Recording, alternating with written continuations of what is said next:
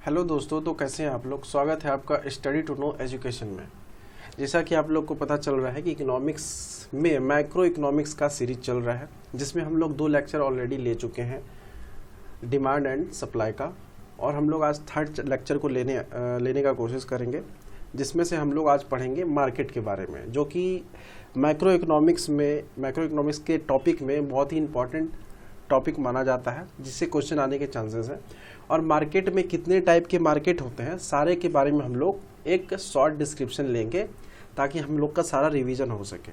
ठीक है, तो सबसे पहले मार्केट को पढ़ने से पहले हम लोग को जानना होगा कि मार्केट जो बाज़ार होता है, जिसको हम लोग बाज़ार कहते हैं, तो उसका गोल क्या होता है, वो किस मोटो से मार्केटिंग करता है। ठीक है, तो मार्केट में जैसे मान लीजिए हम कुछ बिजनेस वगैरह इस्टेब्लिश करेंगे, तो मेरा क्या गोल होगा कि हम मैक्सिमम से मैक्सिमम प्रॉफिट कमाएं। तो गोल मार्केट का क्या होता है, मैक्सिमम प्रॉफिट करना। ठीक है, और अगर इसमें कुछ और पॉइंट से देखें, अब कोई मार्केट ऐसा होता है जिसमें ना तो प्रॉफिट होता है ना तो लॉस होता है, तो वैसा में हम लोग मतलब कंसीडर नहीं करते हैं मार्केट में। मार्केट का गोल होता है प्रॉफिट मेकिंग करना। ठीक है, और जिसमें ना तो प्रॉफिट होता है ना तो लॉस होता है, तो उस टाइप को हम लोग क्या कहते हैं, total cost equal to total revenue जिसमें होता है। मतलब जितना हम उसमें लागत लगाए और जितना हमको इनकम आया, तो उसको हम लोग कहते हैं ब्रेक इवन पॉइंट। ये टर्म है, हो सकता है एग्जाम में अगर आ जाए ब्रेक इवन पॉइंट क्या है, what is break even point, तो ऑप्शंस वगैरह देगा, तो उसके हिसाब से आप लोग उसमें नो प्रॉफिट नो लॉस होता है। इट मीन्स जितना आप पैसा लगाए उतना पैसा आपके पास एज ए रिवेन्यू आ गया। ठीक है, अब दूसरा पॉइंट देखिए क्या होता है, दूसरा होता है मार्केट इक्विलिब्रियम। अगर आप मार्केट इक्विलिब्रियम कहने का मतलब है कि कब इक्विलिब्रियम कब होगा। इससे पहले वाले लेक्चर में इक्विलिब्रियम कब हुआ था, जब डिमांड आपका सप्लाई के इक्वल हुआ था, या प्राइस मार्जिनल यूटिलिटी के इक्वल हुआ था। मतलब जितना मेरे पास पैसा है उतना ही हम मार्जिनल यूटिलिटी को परचेज करेंगे। ठीक है, मार्जिनल यूटिलिटी उतना ही यूज करेंगे, तो वो था आपका इक्विलिब्रियम। तो मार्केट इक्विलिब्रियम में क्या होता है, यहाँ पे मार्जिनल कॉस्ट इक्वल होता है मार्जिनल रिवेन्यू के। उसके पहले हम लोग क्या पढ़े, total cost equal to total अगर रिवेन्यू है, तो वो आपका क्या है, no profit no loss, no profit no loss. ठीक है, बट यहाँ पे क्या है मार्केट इक्विलिब्रियम में, तो मार्जिनल कॉस्ट जो है आपका, वो अगर इक्वल हो जाएगा मार्जिनल रिवेन्यू के, तो यहाँ पे हम लोग क्या कहेंगे, मार्केट इक्विलिब्रियम में है। अब यहाँ पे देखिए सेलर एंड बायर का एक यहाँ पे टॉपिक आपको दिख रहा है। अब सेलर एंड बायर का कॉन्सेप्ट देख लीजिए। जितने तरह का मार्केट है, मतलब उसमें कितने सेलर होंगे, कितने बायर्स होंगे, और बायलैटरल होगा या यूनिलैटरल होगा, या जितना भी आपको मार्केट नीचे सारा दिख रहा है। ठीक है, तो ये सारा अभी हम लोग डिस्कस करेंगे सेलर एंड बायर के कॉन्सेप्ट्स को लेके, क्योंकि हो सकता है पूछ दे कि ये मार्केट है तो इसमें कितने सेलर्स होंगे कितने बायर्स होंगे। तो सेलर्स एंड बायर का कॉन्सेप्ट देखने से पहले हम लोग यहाँ पे बात कर लेते हैं। सबसे पहला देखिए क्या है, मोनोपोली। मोनोपोली में क्या होता है, जिसमें हम लोग बात करते हैं मोनोपोली का। तो इसमें देखिए क्या होता है, मोनोपोली मार्केट में जहाँ पे सेलर एंड बायर्स का अगर बात करें, तो मोनो मतलब होता है वन हो, और डुओपोली में क्या होता है, जहाँ पे 2 हो, और ओलिगोपोली मतलब क्या होता है, मतलब ना तो 1 हो ना तो 2 हो, 2 से ज़्यादा हो, मतलब 2 से 3 4 5 6 जो भी कहिए। ठीक है, तो ये आपका वैसा मार्केट है जिसमें सेलर्स एंड बायर्स होता है। अब एक देखिए होता है मोनोप्सनी, डिओप्सनी और ओलिगोप्सनी। ठीक है, ये सब सारा टर्म है। अगर पूछ दे आपसे डिओप्सनी में क्या होता है, मोनोप्सनी में, तो एक एक करके बताते हैं। अब देखिए मोनोपोली में क्या होता है, जिसमें सेलर, हम कैसे इसको कैटेगराइज कर दें, जिसमें सेलर अगर एक हो, बेचने वाला एक हो और खरीदने वाला मैनी हो, ठीक, उसको हम लोग कहते हैं मोनोपोली। सेलर एक हो, बेचने वाला ज़्यादा हो, मोनोपोली। डुओपोली में क्या होता है, सेलर 2 हो और बायर आपका क्या हो, मैनी हो, खरीदने वाला मैनी हो। अब यहाँ ओलिगोपोली में देखिए क्या होता है, जिसमें फ्यू सेलर होता है, मतलब 2 से ज़्यादा होता है। 2 से मतलब फ्यू, मतलब समझ लीजिए ग्रेटर देन 2 सेलर होता है, बट बायर क्या होता है, इसमें भी मैनी होता है। तो आप एक चीज़ देख रहे होंगे, पॉली जो सफिक्स है सब में लगा हुआ, तो यहाँ पे देखिए मेनी सब में आ रहा है, तो थोड़ा सा ये माइंड में कॉन्सेप्ट भी लेके चलिएगा। अब मोनोप्सोनी का अगर बात करें तो मोनोप्सोनी में क्या होगा, इसमें मोनो लगा हुआ है, इसका मतलब क्या होगा, बायर, तो इसमें उल्टा हो जाएगा। अब खरीदार बायर जो है इसमें एक होगा बायर, बट यहाँ पे सेलर क्या होगा, मैनी हो जाएगा। उल्टा देखिए यहाँ पे मोनोप्सोनी लगा हुआ है, मोनो तो है एक, यानी कि मोनोप्सोनी में क्या हुआ, बायर आपका एक है मगर सेलर यहाँ पे बहुत सारा है, सेलर, ठीक है, ये यहाँ से उल्टा है, याद रखिएगा, ठीक है, मोनोप्सोनी वाले में। और डिओप्सोनी में क्या होता है, जिसमें बायर आपका क्या होगा, वो आपका 2 होगा बायर, बट यहाँ पे सेलर क्या हो जाएगा, मेनी हो जाएगा फिर से। और ओलिगोप्सोनी में क्या होगा, इसमें बायर आपका क्या होगा, फ्यू होगा, ग्रेटर देन 2 होगा, 3 4 5 6 जो भी हो सकता है। अब यहाँ पे सेलर क्या हो जाएगा, यहाँ पे मेनी हो जाएगा सेलर। तो ये आपका जो है 6 टाइप का मार्केट वो बताए, इसको याद रखिएगा। उसके अलावा भी देखिए नीचे आपको दिख रहा होगा बायलैटरल मोनोपोली। बायलैटरल मोनोपोली में देखिए क्या होता है कि मोनोपोली तो आपको समझ में आया कि एक सेलर हो गए और मेनी बायर होंगे, मगर यहाँ पे क्या है, बायलैटरल है। बायलैटरल कहने का मतलब क्या है, दोनों तरफ, ठीक है। तो या तो इसमें देखिए मोनोपोली है तो सिंपल है, एक होगा, पॉली है तो यानी कि सेलर भी एक होगा, मगर यहाँ बायलैटरल है तो यानी कि दोनों साइड 1 1 होगा, तो यानी कि 1 सेलर भी होगा और 1 बायर होगा। ये कॉन्सेप्ट माइंड में सेट कर लीजिए। यहाँ भी देखिए डिओप्सोनी में बायलैटरल है, इसका मतलब क्या है कि 2 सेलर होगा और 2 बायर होगा। फिर उसके बाद देखिए क्या है, ओलिगोप्सोनी नहीं ओलिगोपोली है, बायलैटरल ओलिगोपोली। तो बायलैटरल ओलिगोपोली में देखिए इसमें क्या है, फ्यू सेलर, यानी कि ग्रेटर देन 2 होगा आपका सेलर और ग्रेटर देन 2 होगा आपका बायर, ठीक है। तो यहाँ पे bilateral oligopoly, bilateral duopoly, monopoly, bilateral, सारा चीज़ आपको बता दी। ये एकदम माइंड में सेट रखिएगा।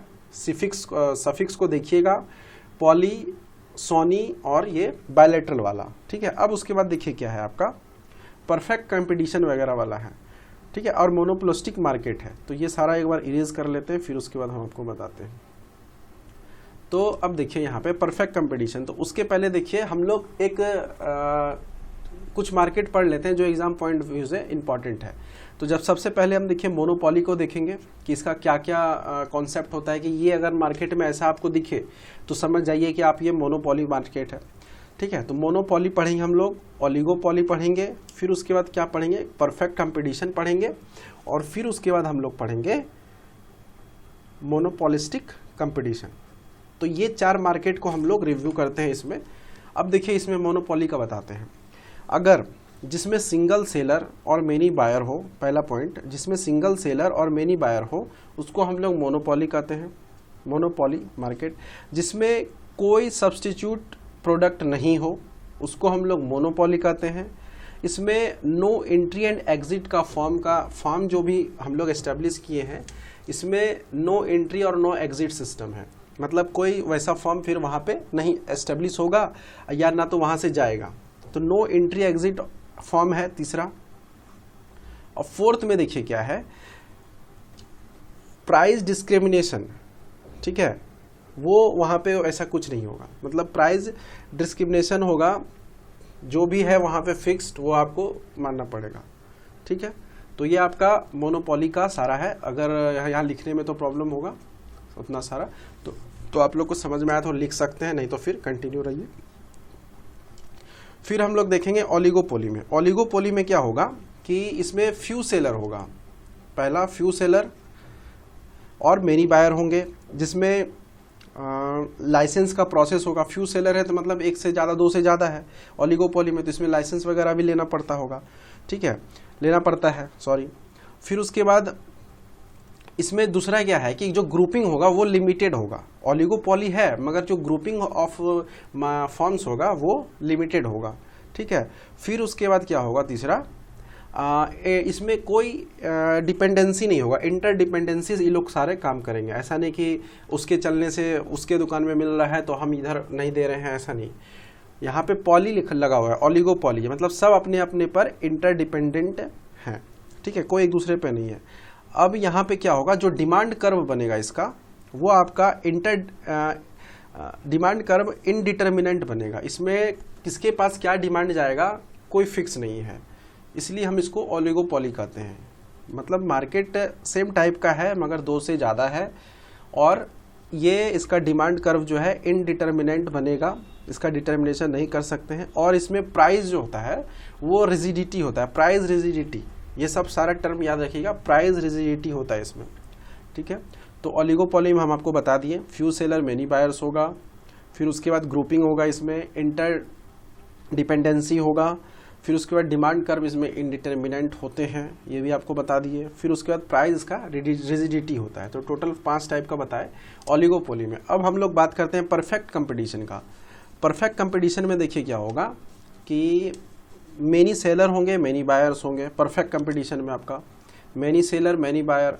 सेकेंड में क्या हो जाएगा, होमोजीनियस प्रोडक्ट होगा, मतलब एक समान प्रोडक्ट हो सकता है, मेनी सेलर भी है और मेनी बायर भी हैं, और होमोजीनियस प्रोडक्ट है। कंपटीशन लगा हुआ, मेरे पास भी अगर वो बॉटल है तो वही सेम बॉटल स्ट्रक्चर और कलर दूसरे के पास भी है, तो होमोजीनियस प्रोडक्ट है, तो मेनी सेलर भी आ सकते हैं, मेनी बायर्स भी आ सकते हैं परफेक्ट कंपटीशन में। और प्राइस जो है वो सिमिलर होगा। अब डिपेंड करता है कि कितने कस्टमर मेरे दुकान में आए, उसके हिसाब से हमको प्रॉफिट होगा।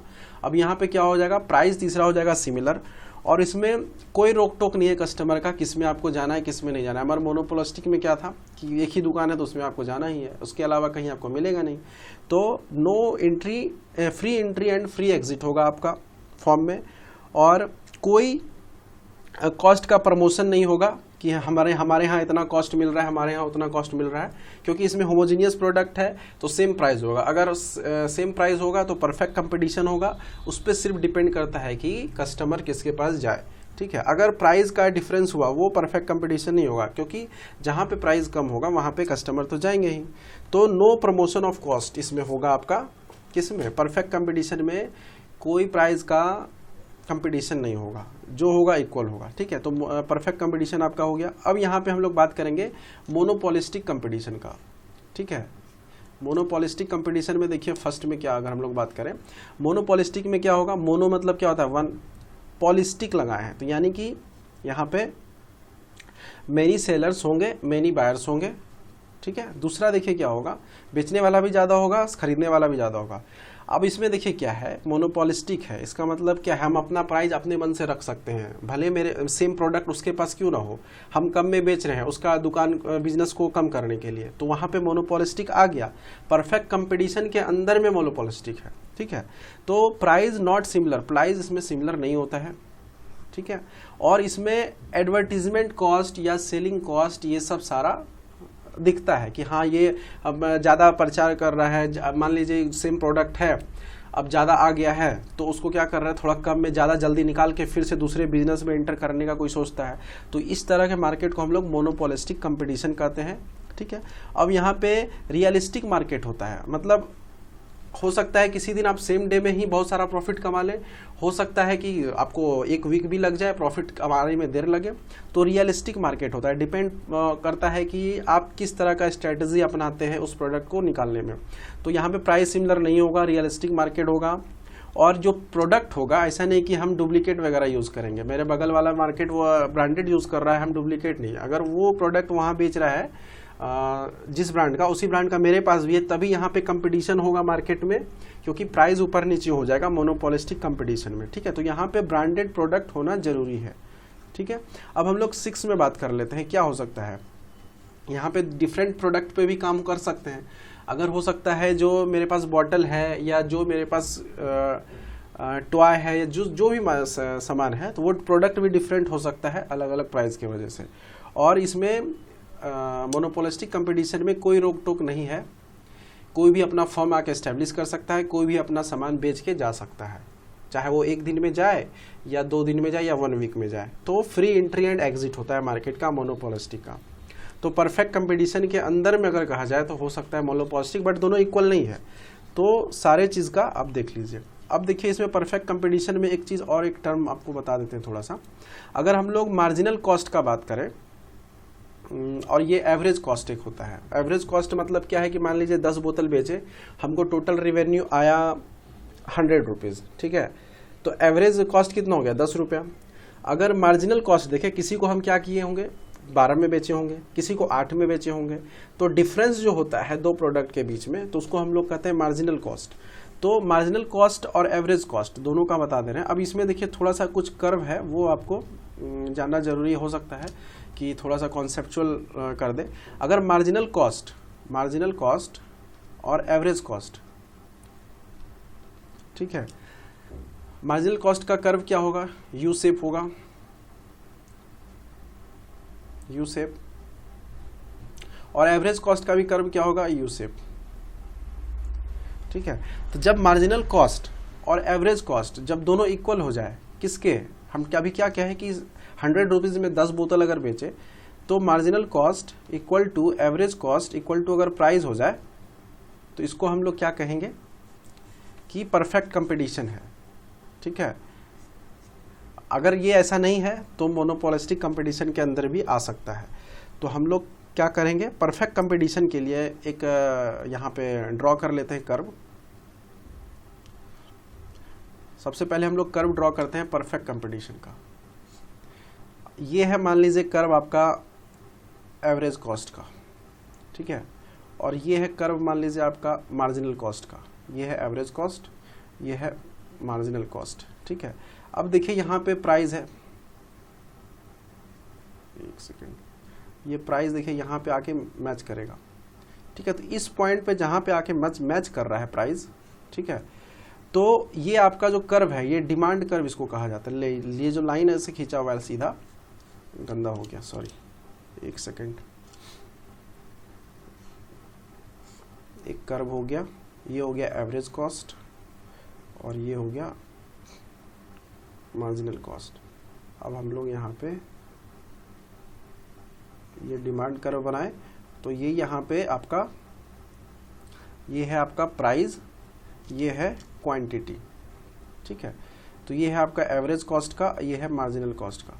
अब देखिए इसमें क्या है, अगर मार्केट इक्विलिब्रियम होगा तो आपका यहाँ पे मार्केट इक्विलिब्रियम होगा, ये मान लीजिए इसका नंबरिंग कर दीजिए 1 और 2, तो मार्केट इक्विलिब्रियम आपका कहाँ पे होगा, 1 पे होगा। इसका मतलब क्या है कि मार्जिनल कॉस्ट इक्वल टू क्या हो जाएगा, मार्जिनल रिवेन्यू। जैसे अभी जस्ट आपको थोड़ी देर पहले बताए, अगर क्या हो रहा है कि 2 पे यहाँ पे कट कर रहा है प्राइस, यानी कि मार्जिनल कॉस्ट वाले में एक प्राइस आ रहा है, तो यहाँ पे मार्जिनल कॉस्ट कट करता है जब मार्जिनल रिवेन्यू को नीचे से, मतलब इसके नीचे है थोड़ा सा, एक्चुअली ग्राफ थोड़ा ख़राब बन गया है ये, तो इसके कंपैरिजन में ये नीचे है, ठीक है। तो हम लोग यहाँ पे क्या करेंगे कि मार्जिनल कॉस्ट जब कट करता है मार्जिनल रिवेन्यू को, ठीक है, फ्रॉम बिलो, तब डिमांड कर्व जो हम लोग कहते हैं वो हॉरिजेंटल को कहते हैं। ये जो हॉरिजेंटल वाला है इसको हम लोग कहते हैं डिमांड कर्व, ठीक है। तो ये आपका है परफेक्ट कंपटीशन। और अगर हम मोनोपोलिस्टिक कंपटीशन में देखें, तो मोनोपोलिस्टिक में कंपटीशन में क्या हो जाएगा, यहाँ पे प्राइस नॉट इक्वल टू हो जाएगा, प्राइस इक्वल टू होगा एवरेज रिवेन्यू के, ठीक है, एवरेज कॉस्ट के, एवरेज रिवेन्यू के। बट यहाँ पे एवरेज रिवेन्यू क्या हो जाएगा, ग्रेटर हो जाएगा मार्जिनल रिवेन्यू, ठीक है। तो मार्जिनल रिवेन्यू हो सकता है 8 रुपये में किसी को बेचे, अब यहाँ पे एवरेज रिवेन्यू में क्या होगा कि सबको 10 में बेचे। तो ये हो गया आपका रिलेशन किसका, मोनोपोलिस्टिक कंपटीशन का। तो इसमें क्या हो जाता है, इसमें भी सेम ग्राफ अगर बनाए, और यहाँ पे जो हम लोग एवरेज रिवेन्यू और एवरेज मार्जिनल रिवेन्यू को जो देख रहे हैं, वो आपका कर्व जो होगा डिमांड कर्व इसमें मोनोपोलिस्टिक कंपटीशन में, वो आपका डाउनवर्ड होगा, ठीक है, ये याद रखिएगा, वो आपका डाउनवर्ड होगा। और इसमें भी आपका कर्व वैसे ही बनेगा ऐसे। तो इसमें आपका जब मार्केट इक्विलिब्रियम होगा तो मार्जिनल रिवेन्यू बराबर मार्जिनल कॉस्ट होगा, और जब आपका मार्जिनल कॉस्ट कट करेगा मार्जिनल रिवेन्यू बिलो नीचे से, तो हम लोग क्या करेंगे, इसको यहाँ पे ये कंसीडर कर लेंगे प्राइस। और इसमें जो डिमांड कर्व होगा वो डाउनवर्ड होगा, बट परफेक्ट कंपटीशन में डिमांड कर्व क्या था, वो हॉरिजेंटल था, ये याद रखिएगा। परफेक्ट कंपटीशन में, एक सेकेंड, परफेक्ट कंपटीशन में डिमांड कर्व आपका हॉरिजेंटल था, और मोनोपोलिस्टिक कंपटीशन में डिमांड कर्व आपका डाउनवर्ड है, ठीक है। तो ये दोनों पॉइंट है, याद रखिएगा। तो यहाँ तक आपको मार्केट का सारा कॉन्सेप्ट दे दिया गया है। एक बार फिर से आप देखिएगा, अगर फास्ट लगे तो स्लो कर लीजिएगा यूट्यूब की सेटिंग से, अगर स्लो है तो थोड़ा फास्ट कर लीजिएगा। और देखने के लिए यहाँ तक के लिए थैंक्स। और आपको वीडियो अच्छा लगे तो please like, share and subscribe भी कीजिए और अपना इंपॉर्टेंट कमेंट ज़रूर दें, जिससे हम लोग को और अच्छा इम्प्रूव कर पाएँ अपने आप को। और जो भी कुछ कमी हो तो ज़रूर बताइए, ताकि आगे नेक्स्ट लेक्चर में ये सब प्रॉब्लम को दूर किया जाए, ठीक है। तो आप इंतज़ार कीजिए नेक्स्ट सेशन का, नेक्स्ट लेक्चर का। मैक्रो इकोनॉमिक्स में और भी लेक्चर्स आएंगे, 1-2 और हैं, elasticity of demand, elasticity of supply, ठीक है। तो आप लोग वेट कीजिए। Have a nice day, thanks for watching.